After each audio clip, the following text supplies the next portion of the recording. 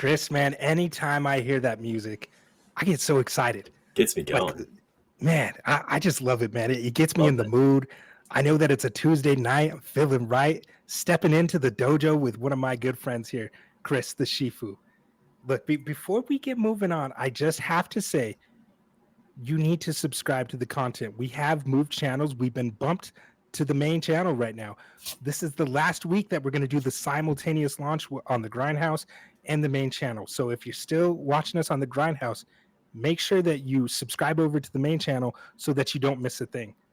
I got to talk about our Substack too, because Chris, look, this last post that we hit, I'm just so humbled and so honored and so thankful for all of you who have taken time out of your day to subscribe, to read the content, to listen to the content.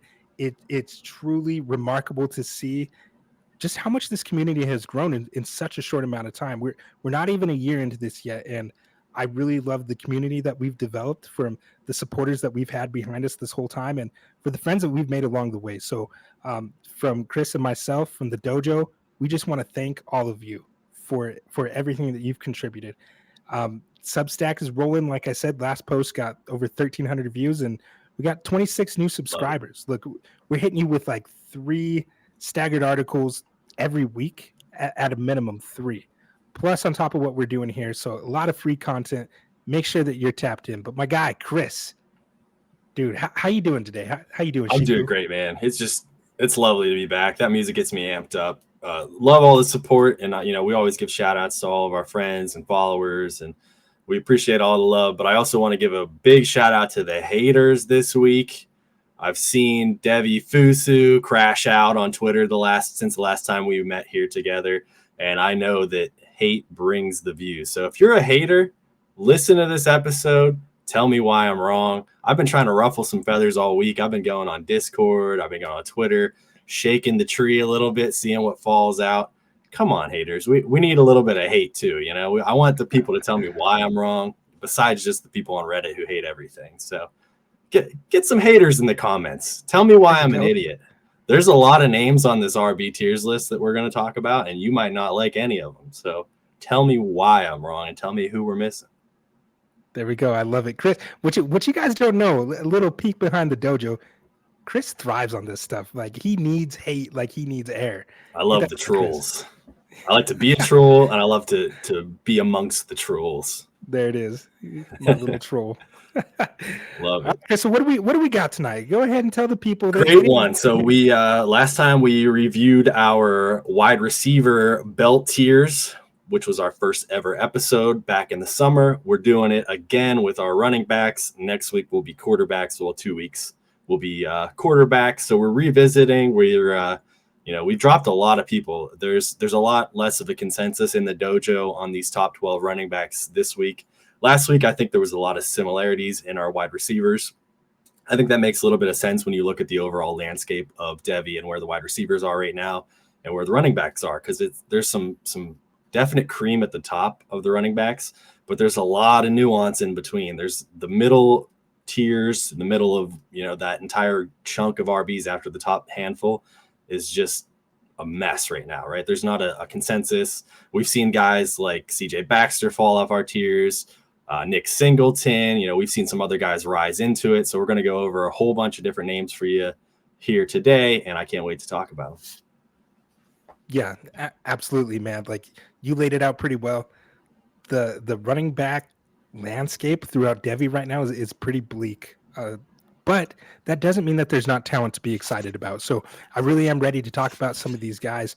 And I do just want to remind the audience that this is not like our Devy rankings overall, but the color belt, it's kind of like a fun set of criteria that we use to rank Devy running backs and how they're setting up for their respective drafts, which ultimately, right, is the goal of Devy. You want to roster high-end NFL assets. So before the season, mid-season, and postseason, we're going to be providing these for you just as a spotlight for some of these guys who are rising and on the right draft trajectory, but it's not necessarily an entire ranking. So once we pump out our rankings officially, you might see some differences here. So don't push back and say, oh, how can you have this guy so low? Well, he fits the type of criteria that we're going to be looking at.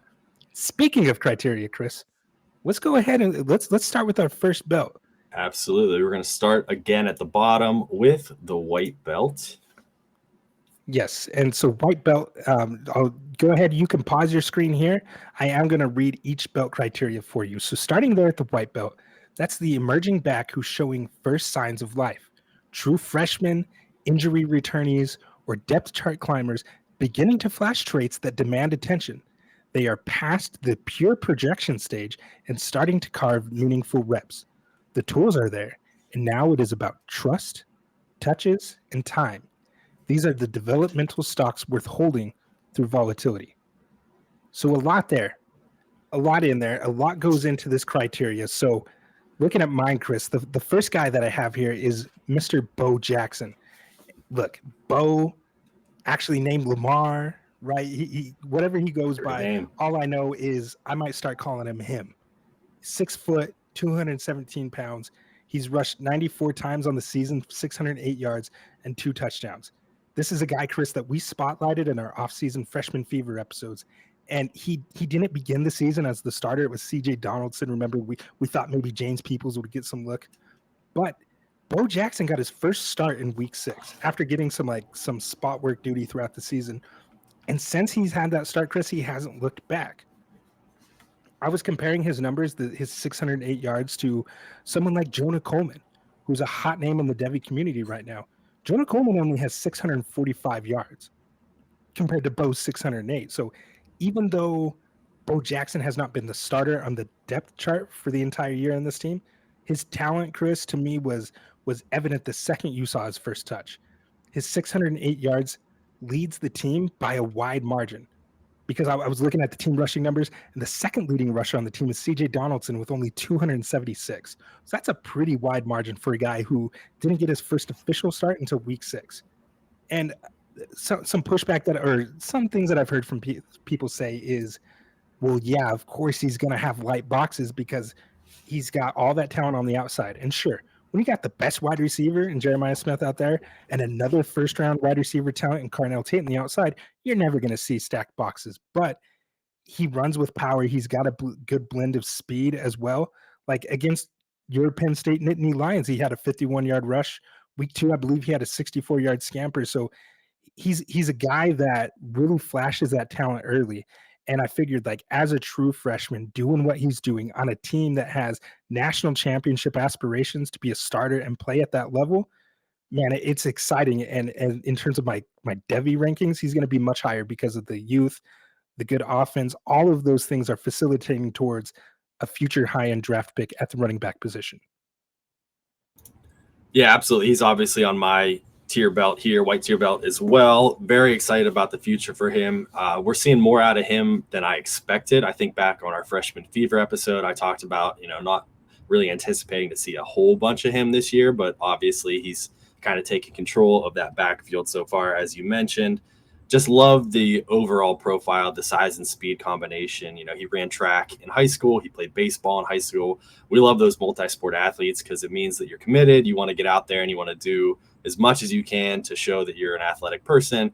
And it gives you a little bit more of a diverse, background that can help you in a lot of ways when you're playing different sports and trying to be the best at your position.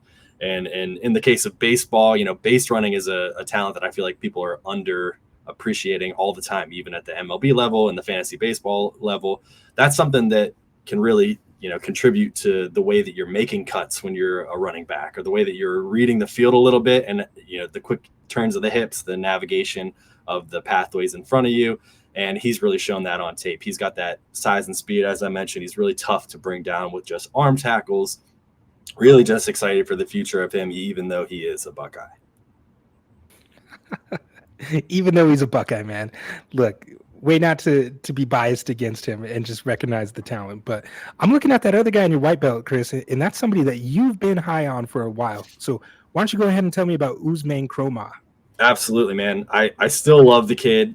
He's not getting a ton of work so far this year. I was hoping to see a little bit more at this point in the season, but he does have 60 touches on the year. He's combined those 60 touches, catches and carries for 454 yards and a touchdown.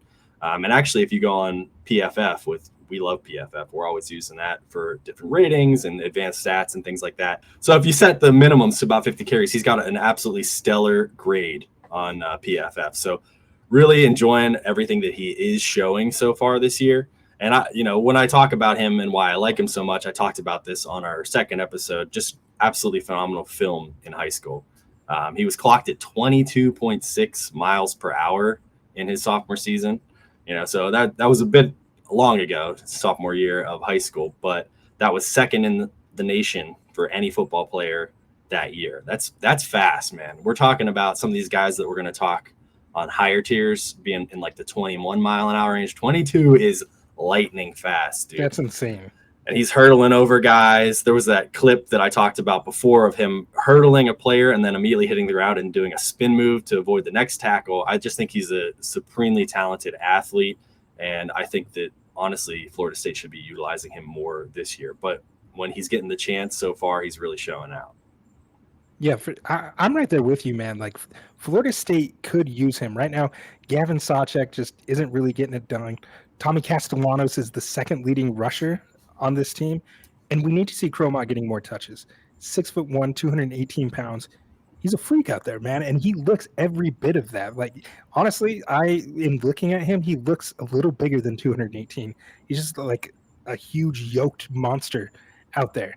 But in looking at his numbers, Chris, the thing that I found most impressive, because he's not getting a lot of work right now, but he has 8 catches for 144 yards, good for 4.11 yards per route run.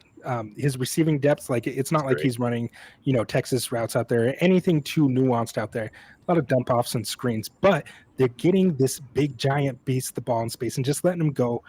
And 144 yards on only 8 catches is really good. There's some running backs ranked here a little higher that don't even have that right now on a full season's worth of work. So shout out to Cromot, man. White belt would be the perfect place for him, because he is a true freshman out there, and he's a developmental stash, somebody that we truly believe in. So I think that's a great place to put him. 5th highest ranked running back in the ACC if you set the minimum to 50 carries. That's what I was trying to say Let's earlier. Go. Yeah, very, very good.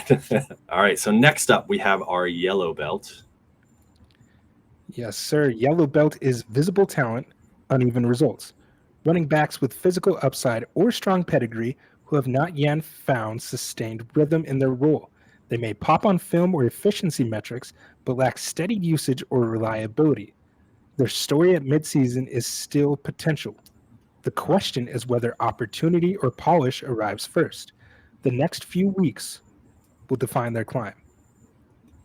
So in reading that, man, I thought of Jadarian Price, 5'11", 210 pounds, like another stud there at running back.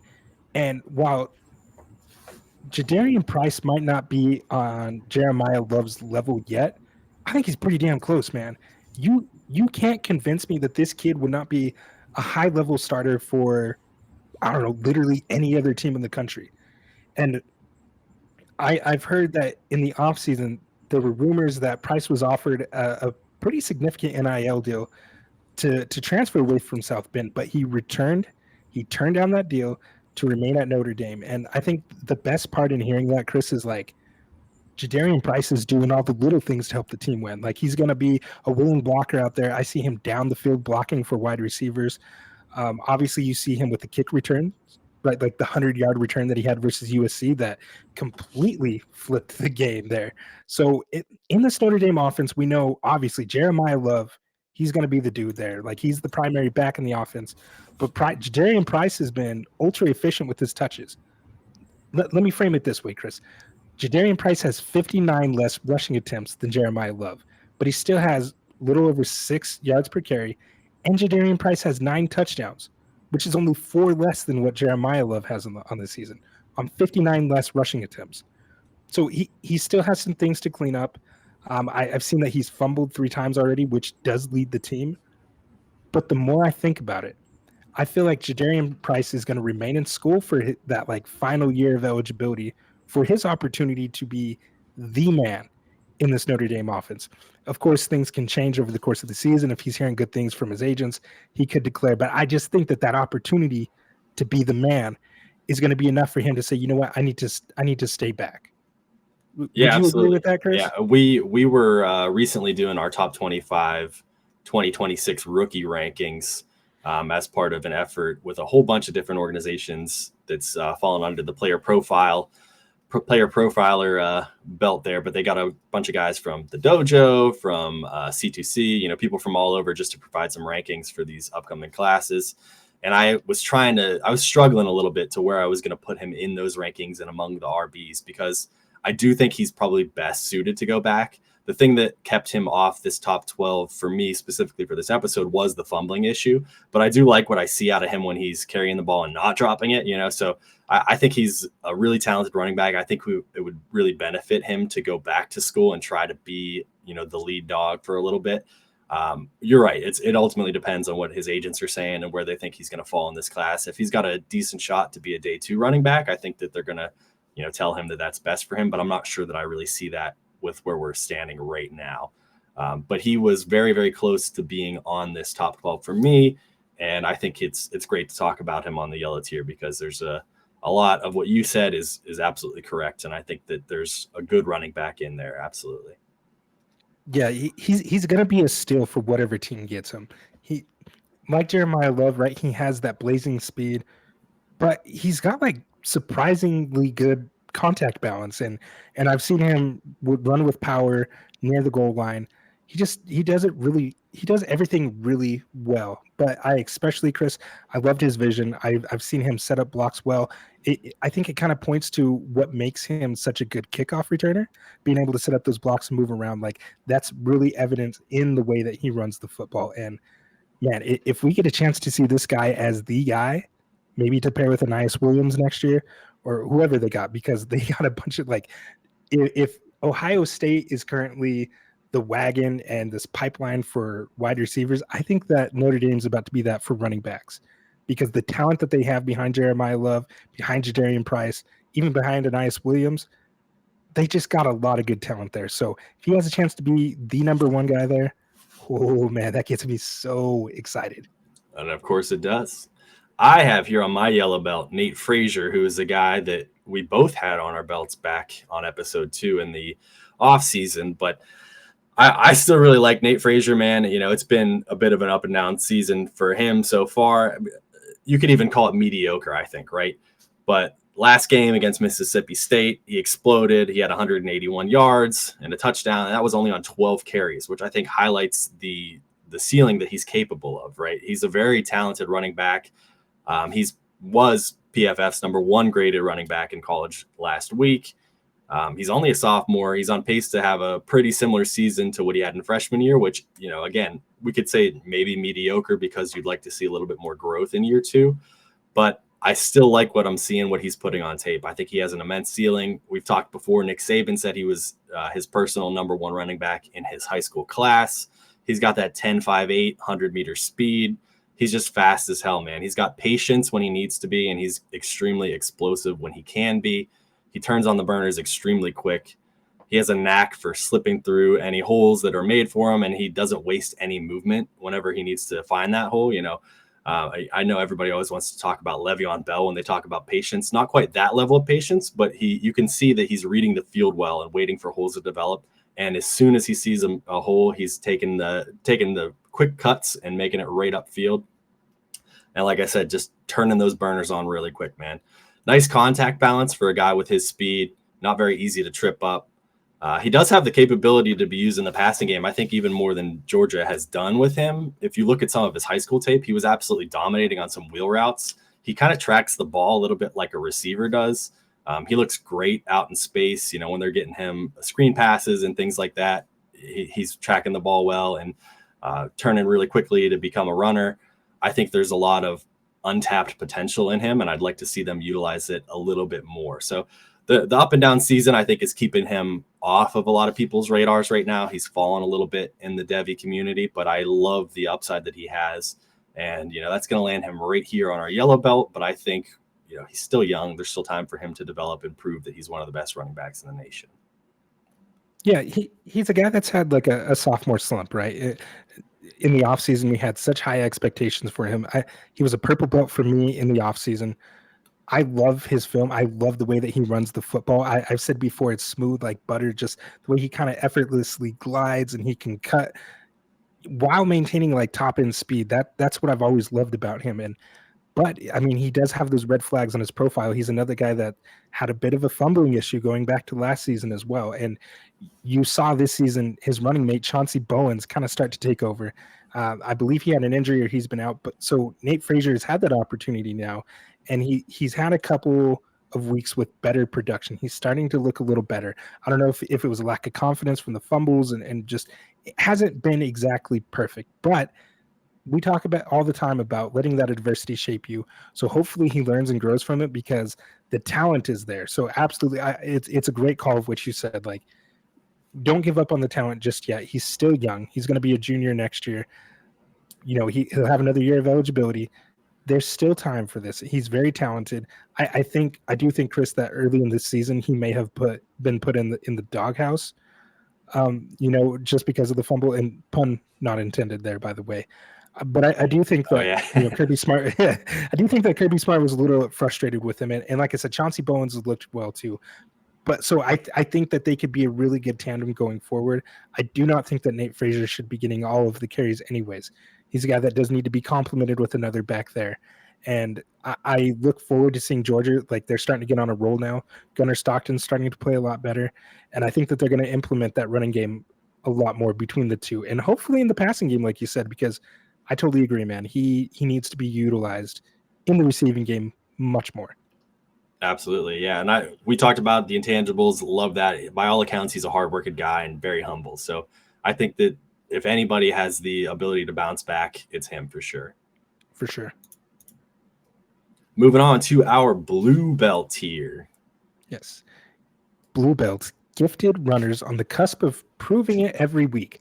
They have flashed the vision, the burst, and contact balance of future lead backs, but have not yet delivered consistent command or output.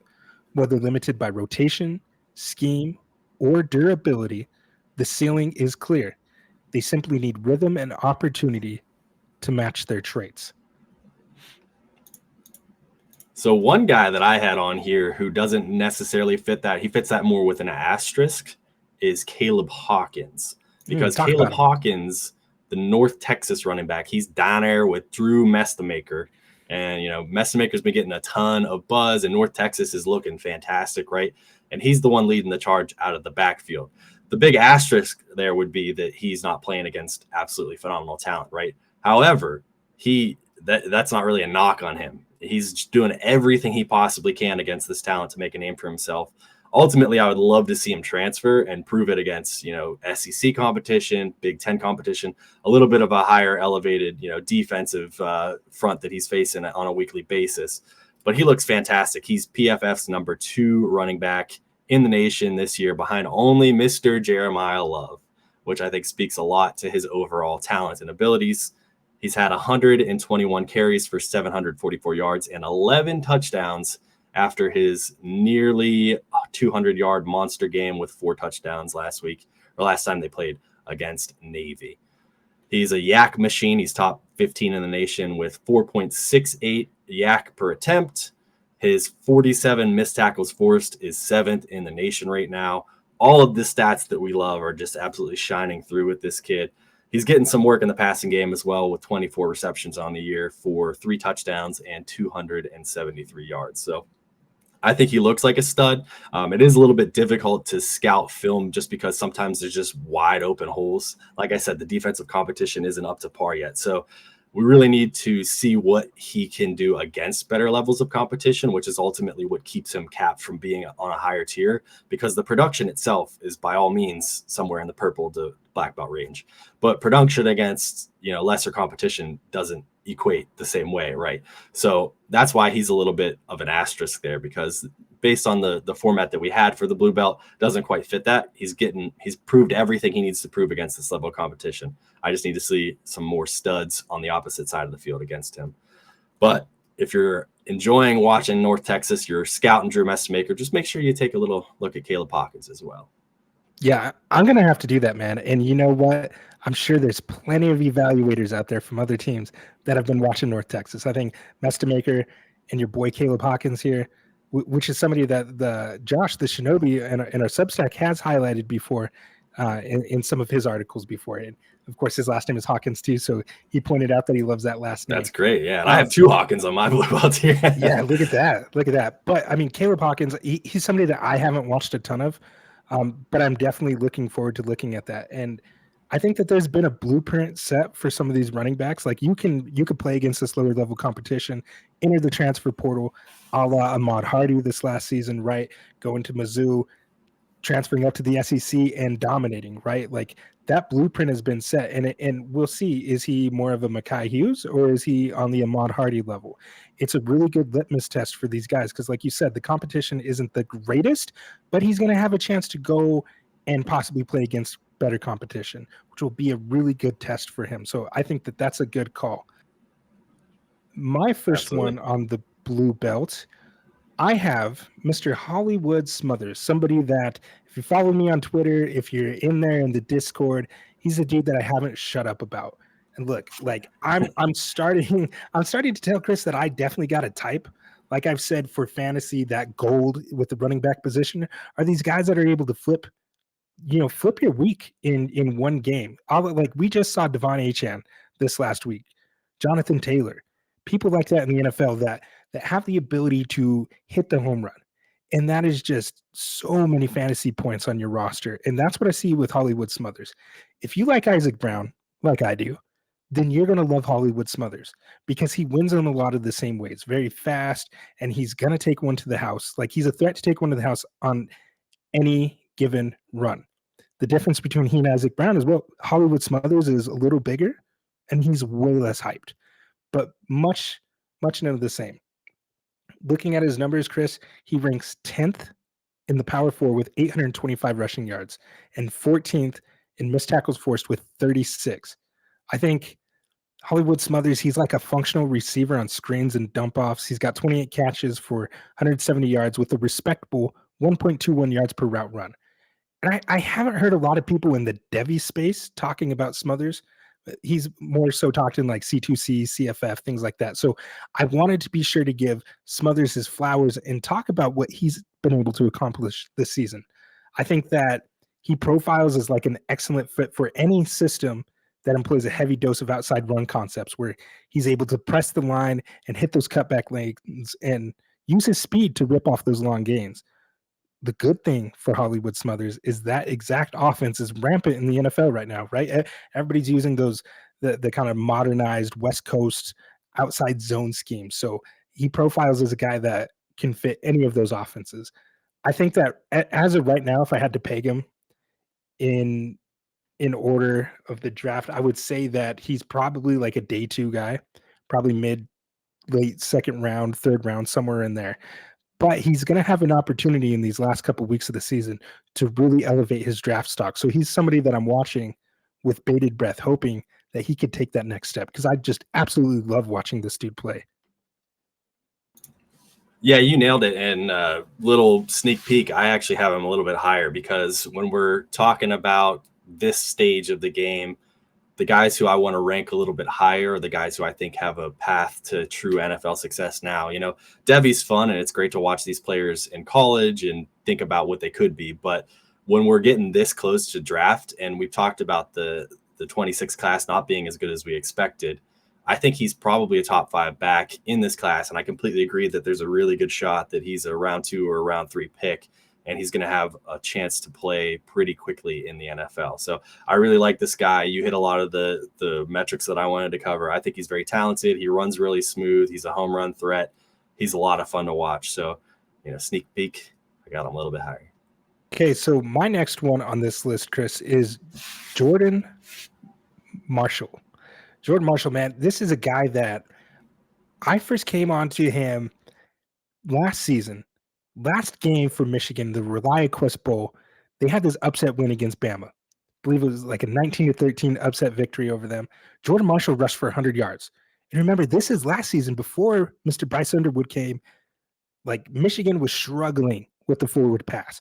They were struggling to get any type of offensive production from the pass game. And in that ReliaQuest Bowl, they really relied on Jordan Marshall to get it done. which was nice to see because on the season he had only had 9 rushing attempts up to that point. And then in this game, he had 100 yards and was just keeping the chains moving, had a couple nice chunk plays. He looked like that dude. And so I was like, all right, like next season, he's going to be that guy. And of course, we know Justice Haynes came in the transfer portal. And that really, at the start of the season, kind of relegated Marshall to more of a complimentary role. And Justice Haynes was performing great, right? But now with those injuries that we've seen with Justice Haynes, with him now out, opportunity has been there for Marshall. And he's flashed. Like he saw the moment, he took it, and he has not disappointed. I'm going to read some stats for you, Chris. In the last 4 games, Marshall's rushed for 68, 133, 110, and 185 yards. So in 4 games, Marshall's rushed for 496 yards and 5 touchdowns. That's just insane production. So he's got some of the best vision of anybody that I have in these tiers. And that's, to me, that's his superpower, that he mixes with that no nonsense type of running style, that prototypical always falling forward type of power runner. He blends that with that vision, dude, and he's just so good. I love watching this kid play. What are your thoughts on him? Yeah, man, that's a fun backfield for sure. And he's another one that was very, very close to being on this list for me as well, because he looks great when he gets the opportunity. And in the last game against Purdue, Haynes didn't play. So he showed out. And you mentioned how great he's been lately. And that's absolutely true. He had I think a 54-yarder against Purdue last week. Looked phenomenal. I mean, you covered it. That's a fun backfield to watch. We're going to talk about another sneak preview here. We're going to talk a little bit about Justice Haynes here in a bit as well. And I think because Justice Haynes is getting so much buzz that a lot of people aren't really talking about Jordan Marshall, and he should be talked about. This is almost identical to the Jordan Love, Jadarian Price scenario, right? He looks fantastic. If he was in any other backfield by himself, I'm sure that people would be, a lot more on him. But right now, he's sharing the backfield with another extremely talented running back. So there's a little bit of a cap on his overall Devy ceiling so far. But I think we're going to see him rise up a lot of people's rankings if he keeps having weeks like he's been having. Yeah, man, he looks incredible. He runs with that power. I really want to find a comp for him, but I just have so much fun watching him. But before we move on to your guy, I'm going to talk about the last one in my belt here, Mr. Jaden Baugh. Now, you highlighted Usman Kroma earlier, 6'1", big dude. And this guy, Jaden Baugh, is built in much of the same mold. He's 6'1", 231 pounds of freak nasty muscle, man. I get excited when I see this dude run for Florida. At the beginning of the season, we did talk about him. He was on the Doak Walker Watch List Award. He made Bruce Feldman's Freak List because at that 231 pounds, man, they're saying this dude ran a 4.5 40. So, like, that's pretty freaky. Like, that's the athleticism that I look for in these guys. He runs with power, obviously. Like, he'll knock a dude down, and he may not have like elite breakaway speed, but he's got enough to take it to the crib. He's got enough to give you big chunk yardage. And what I love, Chris, 45 missed tackles forced on the season, which ranks 6th best in the Power 4. For further context, that's 2 more than Jeremiah Love has. So this man, 231 pounds, has 2 more missed tackles forced than Jeremiah Love. It shows what an athletic freak he is. You're going to hear me say that a lot about him. He's one that I fully expect to continue to rise in these color belt tiers. And look, we got to see what happens with this offense now with Billy Napier fired. Is he going to transfer? Is he going to stay? Like, that's always a question you have to ask when these guys' head coach leaves. So I don't know if you've been able to see much of him, but like, he just looks the part. He looks like a star to me. I haven't watched enough, to be honest, but he was one of those guys when I was putting together my rankings. I had like 7 names that was in this tier of people that I'm like, man, I wish I could fit more people on the top 12, but unfortunately there's only 12 slots on your top 12. So I do think he's very talented. I know that Florida's had kind of a rough year in general. We've talked about Lagway before. We've talked about Dallas Wilson before. It's just been overall, I kind of just want to wash away this entire season for Florida and reevaluate next year, right? Because all these players, it seems like, are going through a bit of a tumultuous season right now, and I don't think it should reflect necessarily on all this young talent that they have and what the future holds for them. So I think he's a great guy to keep on your radar. Like I said, he's very close to this top 12 for me as well, and I love those guys with size and speed, without a doubt. Yeah, for sure. And I mean, he's still been very productive on this season. 747 rushing yards, like I said, 5 touchdowns. in that environment that hasn't always been the best this season for them, he's amongst some of the top in his peers in the Power Four. So I love the kid, man. I'm expecting a big year next season. Same. Yeah, absolutely. Moving on to my last guy here on the blue belt tiers is Marcellus Hawkins. I mentioned there was another Hawkins involved here, and that's funny. I wasn't even thinking about Josh's last name when I was putting this together. I was like, here's the Hawkins tier. It's the Shinobi tier right now. Maybe Shinobi's only at a blue belt. We got to elevate him. But Hawkins is a guy who kind of came onto my radar when I was, everybody knows by now that I'm a bit of a homer, right? I was exploring a little bit. There was the rumors of James Franklin potentially going to Virginia Tech. So I was like, I got to dig into them a little bit more because they haven't been on my radar. I don't watch a ton of ACC. And I was concerned about the overall proximity of Virginia Tech to Pennsylvania. And I'm like, is he going to steal all of our recruits if he goes there? But I started breaking down some of their players and looking at some tape. And I really like Marcellus Hawkins. I think that he's one of those guys who's very sneaky right now. He's a great sleeper in the Devy field. He's a redshirt junior transfer from Central Missouri, 5'11", 219 pounds. He has 98 carries for 576 yards on the year, along with 10 catches for 72 yards and a touchdown. Not the flashiest stats, right? But when we're talking about blue belt, one of the things we talk about in there is maybe limited a little bit by scheme. And he's not even leading the team in rushing total number of carries. That would be their quarterback. Kyron Drones is their leading rusher. And Kyron Drones also has 8 touchdowns on the year rushing. So when you take the overall picture and you just kind of say, let's wash away some of these stats because of what they're doing down there and the way that they're playing the game, and you just kind of look at the tape, I really like what I'm seeing out of him. He had a really great game against Georgia Tech where he averaged 9.1 yards per carry. Against Cal, they went to double overtime. He had 21 carries for 176 yards. I just really like the way he runs, man. He's like a bigger guy that runs like a smaller guy. He's 219 pounds, but he just kind of slips out of tackles. He spins and jukes his way out of contact. He reportedly is hurdling guys in practice. I think he's a very creative runner. He's using everything in his arsenal. He's got kind of like the if you're playing one of those old school fighting arcade games, he's hitting all the buttons to try to avoid tackles. And that's what I like the most about him, because when you watch him run, I think there's a more talented running back in there than just the stats show. So I think that he's floating under radars, although I did, before this recording tonight, I searched him on Twitter, and I think one of the more prominent, I think it was NFL Draft Files, is one of the Twitter accounts that's pretty big in the Devy space and scouting space, actually had him as one of the top running backs to potentially go into the draft. I'm not sure that he does. He's had a lot of injuries in his history, and I think he wants to get a little bit more consistency on tape before he enters into the draft. But it would be nice to see him in a scheme where he gets a little bit more opportunity than being kind of thwarted by a Jalen Hurts type aspect. Everybody always talks about Saquon needs more touchdowns because Jalen's always taking them. Seems like that kind of thing's going on at Virginia Tech right now. But when you look at the tape, man, I really like what I'm seeing out of him. Yeah, I think that's a good example of why you need to have both sides of the blade sharpened, right? Analytics don't tell the full story, right? Numbers may not lie, but they don't paint the full picture. So that's great context to bring in there with film. I'm not very familiar with him. He's one that I need to go watch more. I did watch that double overtime game versus Cal, though, like 160 plus yards. PFF said that he had 117 of those yards after contact. So just a little bowling ball out there, 220 pounds. Fun player, man. Fun player. So one that I'm going to have to go back and watch. Absolutely. We will move up to our second to last tier, the purple belt. Yes, sir. Purple belt says featured back potential, meeting real-time consistency. Running backs who have turned athletic upside into tangible impact. They have shown reliability in volume, efficiency, or pass game utility, even if their teams employ a committee approach. Their path to mastery is visible. One more stretch of sustained performance could elevate them into black belt territory. They are Devy assets with high-end NFL upside, now backed by evidence, not theory.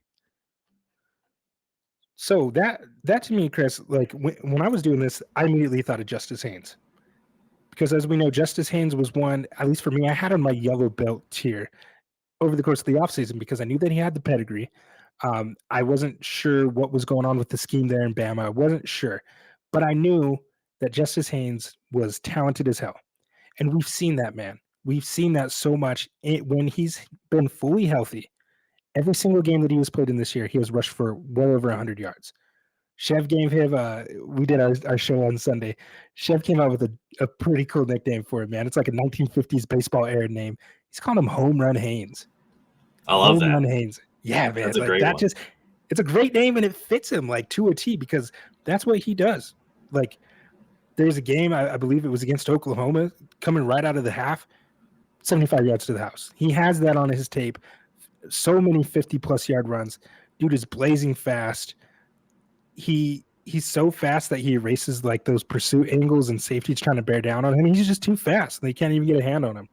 50% breakaway percentage is just insane. And again, points to that home run ability. It's a real shame about the injuries. And look, I still haven't seen if it's confirmed if he broke his foot or not, but it's looking like he might be out for the season. But that's a shame to see, man, because he was looking like one of those top end running backs for 2026. I think he would have been an early day two if he declared. He still might declare. I'm not sure, but even only having played 7 games on the season, which is really like 6.5 because he got hurt during that USC game, he has 857 rushing yards on the year, which is 8th best in the Power 4, 10 touchdowns, which is tied for 5th best in the Power 4. So, I mean, like I said, Chris, he could stay or he could declare. And it's that age-old question, should I stay or should I go?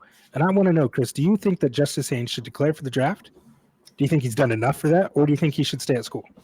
I do, because I have him on my black belt here, anticipating that he will go into the draft because of the lack of overall talent in the running backs coming out of this class. I think he's a top 3 back in this class.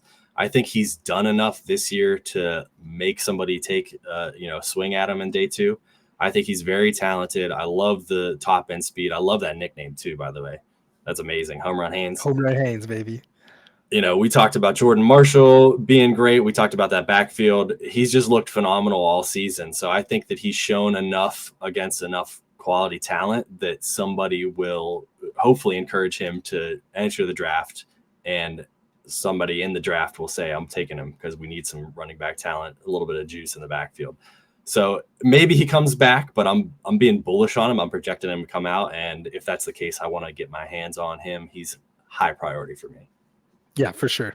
Yeah, if he makes it to the draft, he's one I'm going to have a lot of shares of because I love the kid, man. I love that game breaking ability. Like anytime you could get a running back that offers that spike week potential, you take him. Because I'm telling you, I've won so many matchups, I've won so many championships on the backs of these type of running backs on my dynasty teams in redraft. Whatever it is, I look for that, and so any chance that I get, boy, you better believe I'm going to take it. So love the man, but let's move on to your next running back on the purple belt here.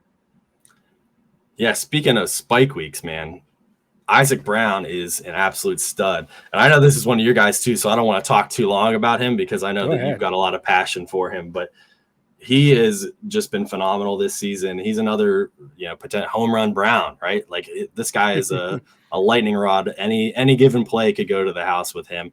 He's been phenomenal this year. I know he's a top 10 running back on PFF on the year.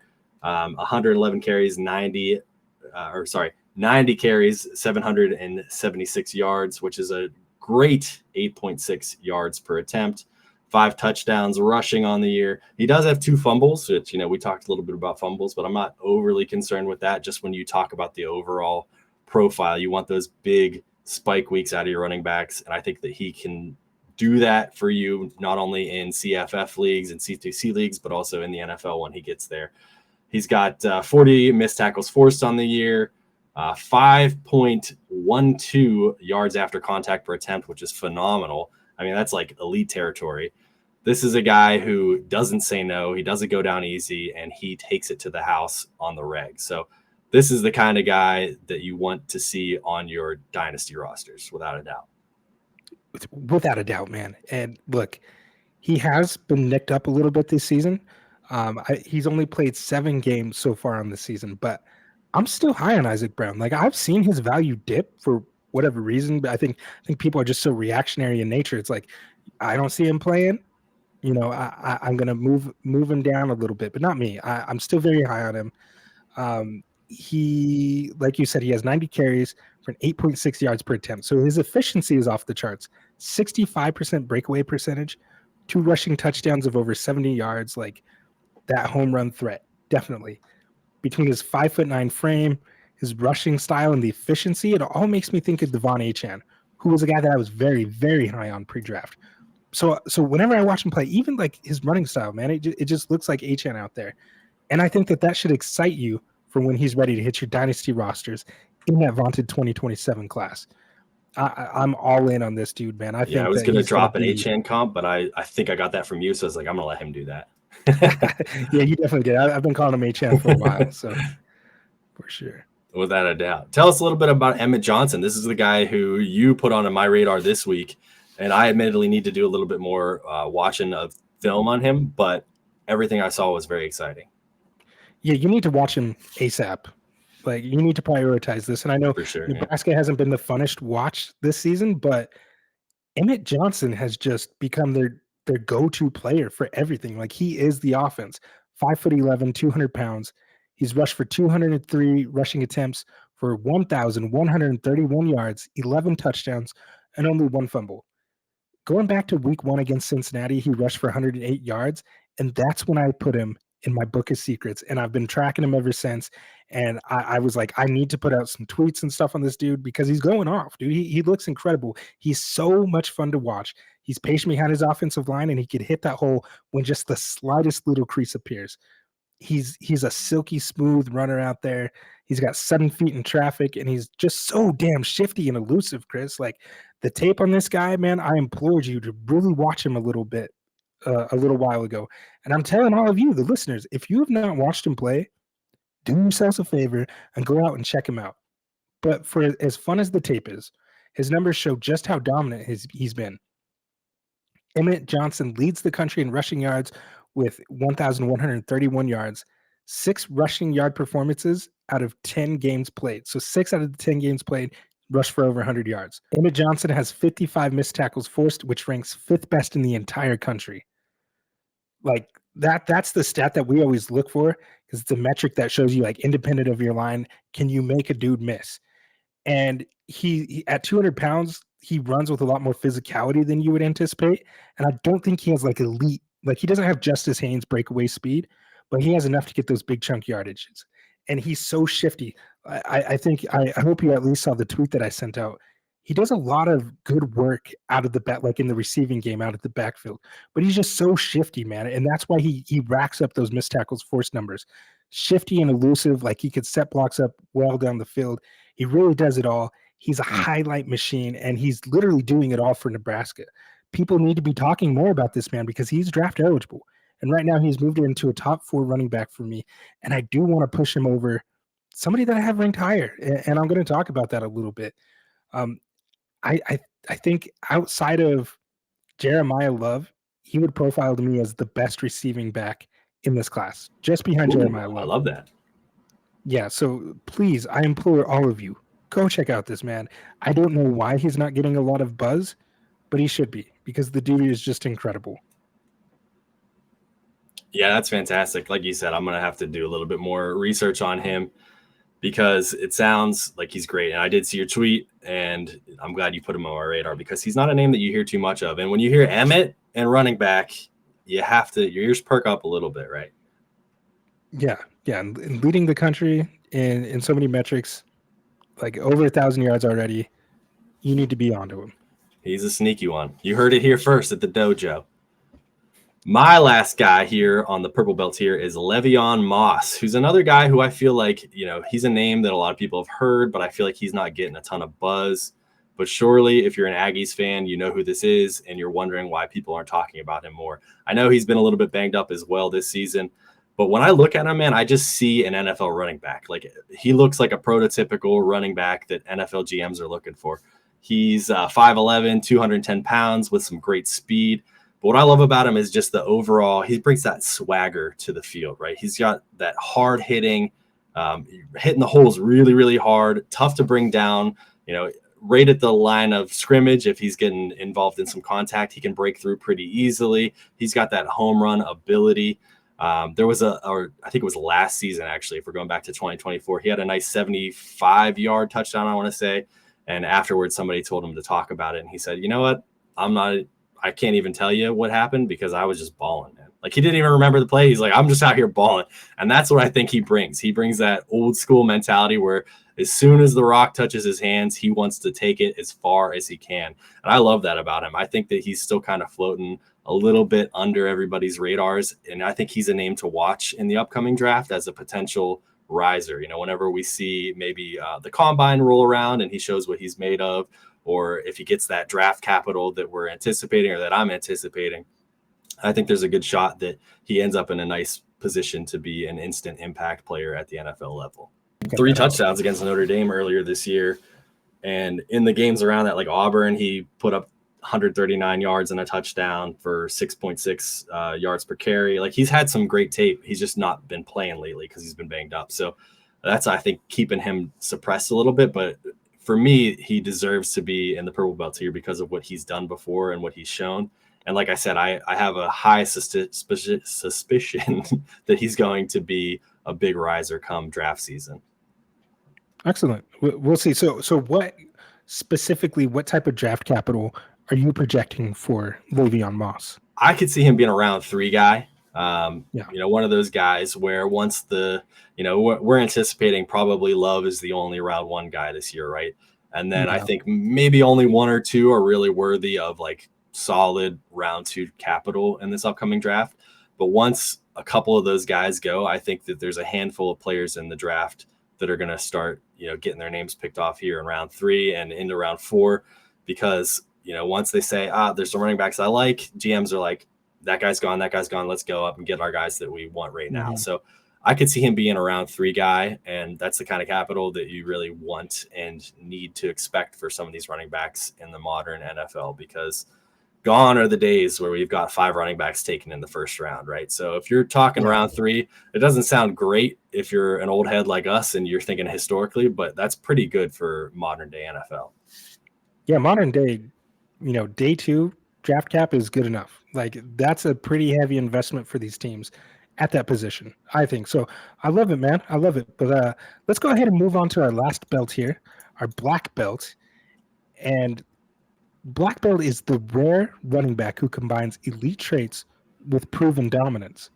These backs have delivered sustained, high-level production against quality competition, commanding heavy workloads, creating explosive plays, and thriving in all phases.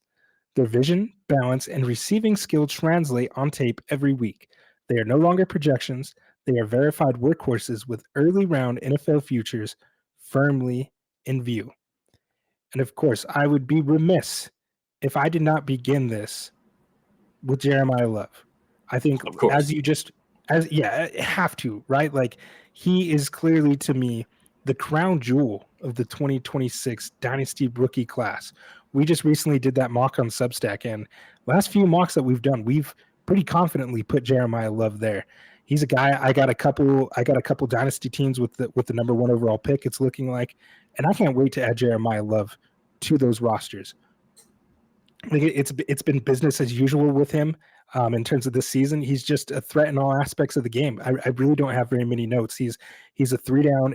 He's a workhorse out there. He's able to do it all. Now, Notre Dame has done a really good job of limiting his touches, right? They've always had a Jadarian Price out there with them. Last season, you know, they had the quarterback rushing as well. So they've always done a good job of keeping the tires a little fresh, which I love, because anytime you have a back like this who's explosive, who's highly efficient, you don't want to run him down too much, right? You don't want to wear him down. Leave him out there to provide those big plays. And boy, man, talking about big plays, just a couple weeks against Boston College, I believe it was, he had a 94-yard touchdown where everybody's seen this highlight by now, I'm sure. Running down the sidelines, and you see him look at the sideline while he's moving. And it's kind of like he's letting him know, like, yeah, bro, I'm him. I'm out here and I'm doing my thing. This is easy to me, right? Like, he's running like they're little boys out there, and he's just so much faster than everybody. And he's one of those guys that's like, he's moving so fast that he doesn't really look like he's moving that fast, right? But he is, you know, that he's got the burners on, and, you know, film and the analytics all show an elite player. Chris, is he the 101 for you in rookie drafts? Without a doubt, I think that he is one of the better prospects we've seen in recent years. I might even say he's a better prospect than Ashton Genty. I Yeah, think me he's too. probably, he's not quite a Bijan level or a Saquon level, but we're talking like Brees Hall level of kind of prospect that you want to go after. And there's a lot of good receivers in this upcoming class. However, there's nobody with a truly, truly elite ceiling like Jeremiah Love brings. So for me, he's 101. Like you said, he could do it all. I got a nice taste of him last year in the playoffs, seeing what he could do against my boys. And ever since then, I've been, it's been a love-hate relationship because I love him from a Devy aspect and I hate him for what he's done to me. So I'm looking forward to seeing him in the NFL for sure. And I agree. I think that the way that they're utilizing him at Notre Dame makes a lot of sense to kind of look at his future, right? I don't think that we're going to see a guy who gets an absolute dominating, unheard of workhorse backfield share, but that's not necessarily a bad thing. Look at him. I mean, he's got 154 carries on the year and 13 touchdowns and almost Right. 1,000 yards. I mean, this is an efficient running back. He doesn't need to have the ball that much. You want to keep him healthy, keep him on the field, use him as a weapon that he is. So he's phenomenal. He's great to watch. He's kind of been floating right in that, top elite tier. He's been the number one running back for sure for everybody in the Devy community coming into this class. And now I think he's making a case certainly for 101. And it seems like we're both in alignment there. Yeah, he's on a crash course to be a first round running back. Like I have no doubts. In fact, I fully anticipate him to be an NFL first round draft pick. So I love it, man. Speaking of that run against Penn State last season, man, I can't get it out of my head. Like it was only 2 yards or so, but the amount of defenders that were around him, he was banged up a little bit. Abdul Carter was out there and just pushing and driving and doing everything that he could to get into the end zone. It really speaks to the heart of Jeremiah Love. And I know that Scott's going to fall in love with him, man. I can't wait to see him at the next level. I absolutely, completely agree with you. I have not said this out loud. I have not put this on paper. I have not put this on air. But I do have him ahead of where Ashton Genty was last season, assuming he gets that first round draft cap. But I have him ahead of Ashton Genty because I think that he just offers more in the receiving game. And hopefully he goes to a team that's going to, make that a priority in his game next Absolutely. in the pros. Yeah, I think if he falls out of the top 15, it'll be a little shocking. And if he's not taken by like 20, it's probably going to be a big upset for me, at least. I think he's that talented. So somebody's going to take him pretty early in my book. Yeah, I can't see him getting past Minnesota. Ooh, that would be a great one. I love wish casting. Jonah Coleman is next, and you'll see here if you're looking at our tier list on YouTube that we are very similar here in the top tier, the black belt. Jonah Coleman, Jeremiah Love, and Ahmad Hardy are all sharing the black belt tier for both me and Dustin. Jonah Coleman is one who we've talked about a lot. Early in the season, he absolutely flashed, right? He showed what he has as a ceiling. We've talked about him losing weight. I think in the offseason, I compared him to Maurice Jones-Drew because he looked like that bowling ball type running back. And then he lost like 15 pounds, and he's able to do a lot more this year than he was doing last year as a result. And he's getting more involved in the receiving game.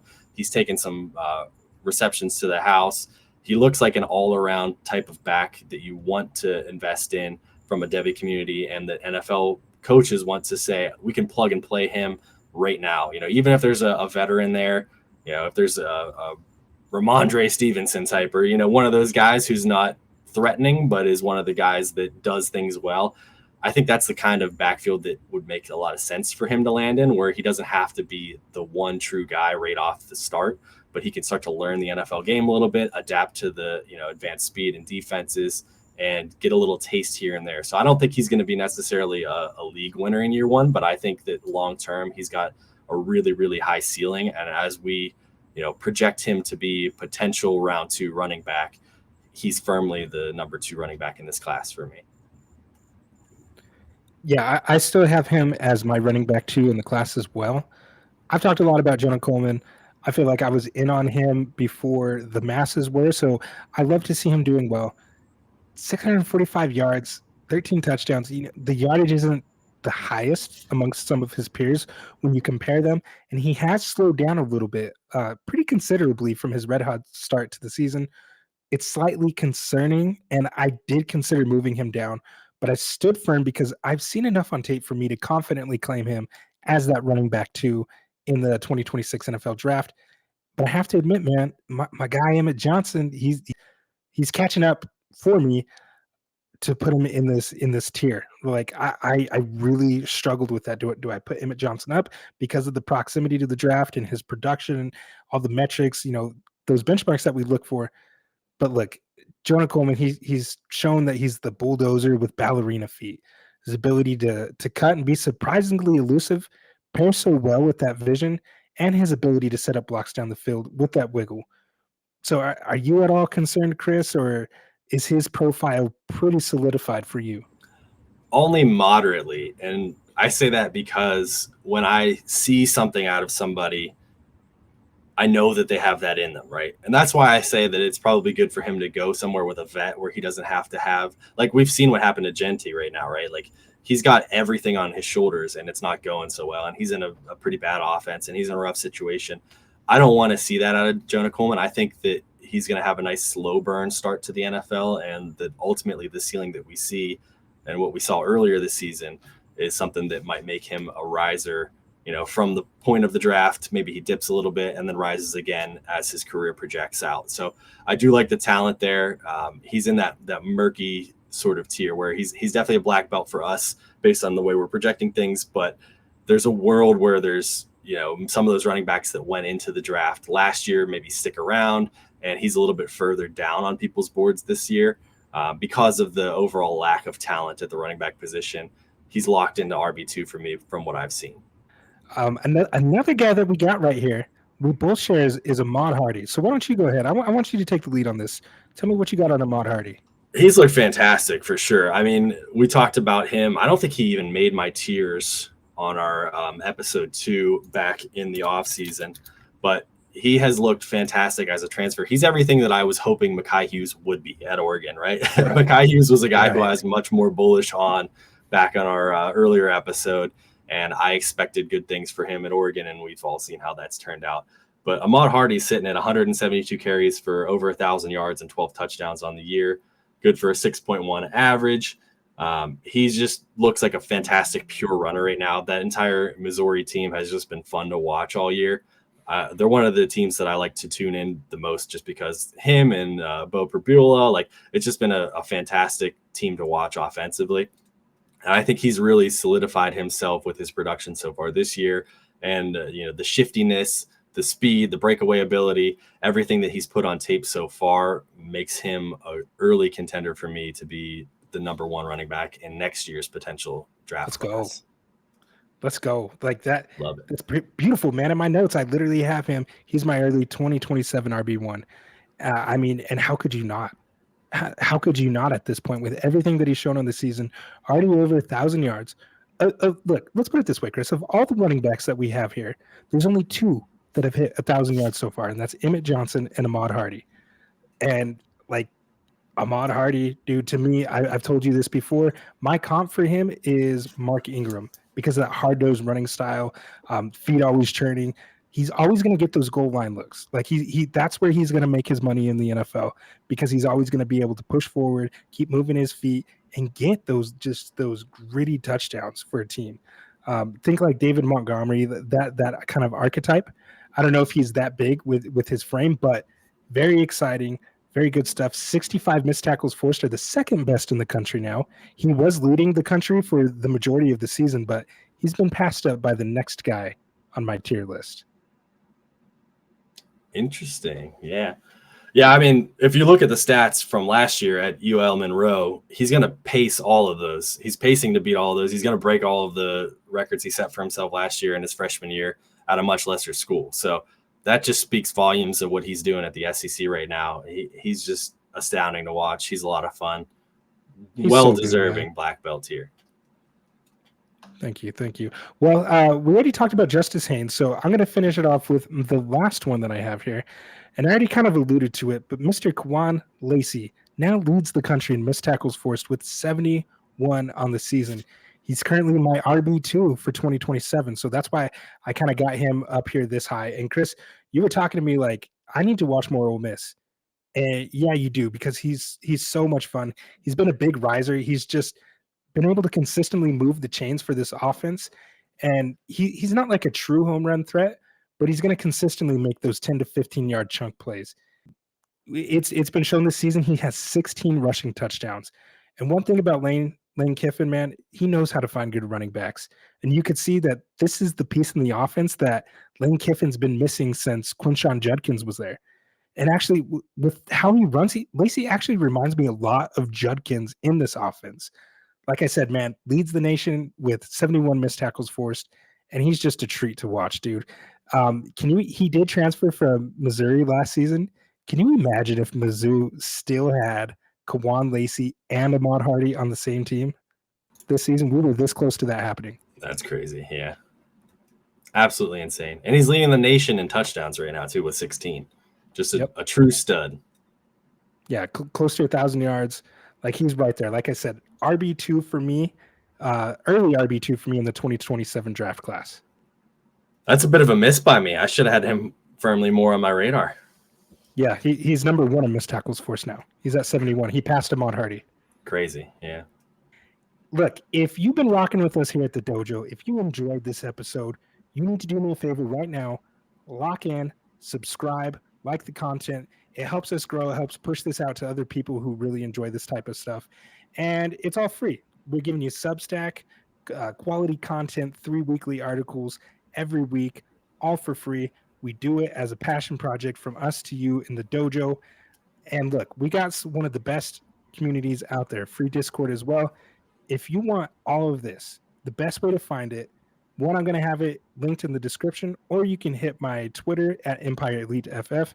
I do have a link tree that has everything that we're working on here in the dojo.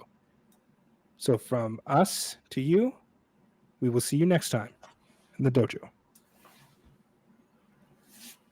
We are here. We are here. FantasySportsAdvice.com, offering the best fantasy sports social media platform. Why join endless Discord communities or the trolls of Reddit? Fantasy Sports Advice is a community designed to help you win with 24/7 support. Go to FantasySportsAdvice.com and become a pro member for unlimited access. Again, go to FantasySportsAdvice.com today.